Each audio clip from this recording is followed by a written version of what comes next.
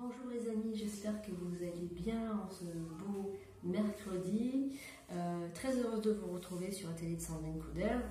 Je suis Sandrine Couder. Pour ceux qui ne me connaissent pas, je suis thérapeute, énergéticienne, psychanalyste et praticienne en hypnose. Alors aujourd'hui, le troisième accord Toltec est de loin le plus important. Ne faites pas de suppositions.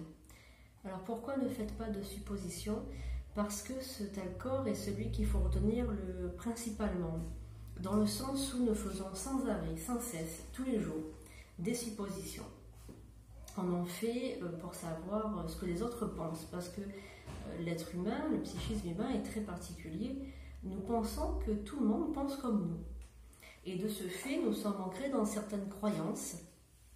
Et comme cela, nous posons tout le temps des suppositions à tout bout de champ pour tout et n'importe quoi. Alors, par exemple, votre anniversaire approche et vous vous dites que votre famille, votre mari, votre femme, etc., vos enfants vont vous acheter la fameuse paire de chaussures dont vous êtes tombé follement amoureux dans une vitrine. Et vous êtes passé à plusieurs reprises avec eux, ils savent que vous aimez cette paire de chaussures, et vous vous dites, ah bien je vais l'avoir pour mon anniversaire.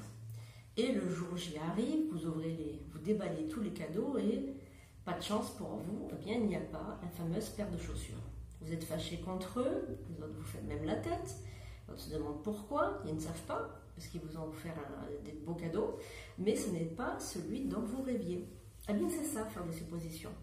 Vous vous fâchez, vous vous torturez, ils ne m'aiment pas, pourquoi ils m'ont pas offert cette paire de chaussures, etc. Bon, ça c'est un exemple. J'ai fait moi-même une supposition. En disant ça, je vous ai donné un exemple. Mais il y en a tellement d'autres. Il y en a tous les jours de notre vie, nous faisons des suppositions, nous pensons que les autres pensent à notre place. Et que tout le monde pense pareil. Eh bien, c'est complètement faux. Alors, comment faire pour y remédier? Eh bien, posez des questions. Posez des questions aux membres de votre famille, aux gens qui vous entourent, aux gens que vous aimez. Posez des questions, demandez-leur ce qu'il en est réellement, ne faites pas de suppositions. Un autre exemple, j'ai une de mes patientes qui avait l'habitude de voir chez ses parents un rituel tous les dimanches. Le papa, le mari, offrait des fleurs à sa femme.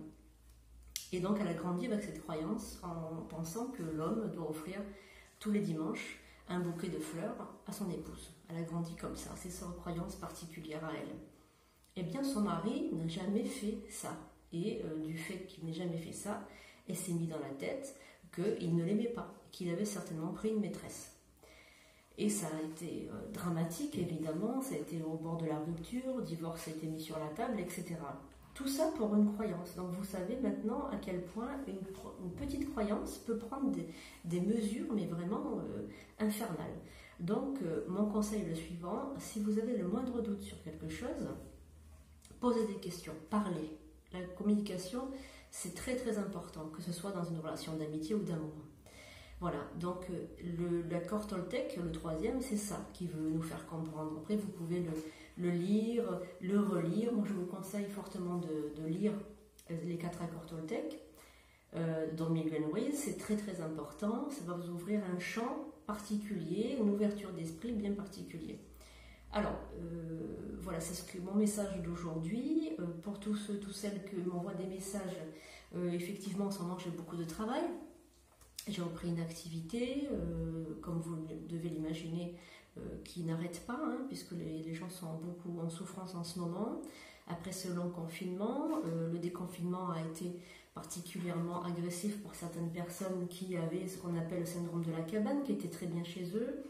Et pour tous ceux, toutes celles qui étaient en télétravail, reprendre une activité normale au bureau, ou l'entreprise, ce n'est pas évident non plus, et malheureusement nous avons aussi le cas des personnes qui ont tout perdu après ce confinement, qui ont dû fermer boutique. Donc je suis de tout cœur avec vous, je ferai des vidéos dans ce sens pour vous aider à remonter la pente.